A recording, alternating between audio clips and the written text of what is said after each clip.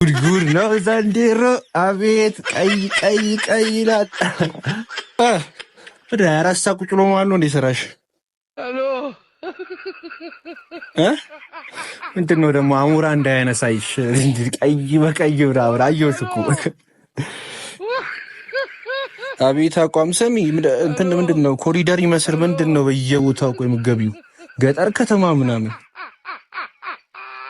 ከኔ ጋር ነው አባት ወላካሎ እስኪ ቁሚና ኤልኢዲ ላይ ተንጠብጥበብሻ ወይ ወግ ብልጭ ወዳ ካልሽ ደመቀች እንዳይሉሽ እንጂ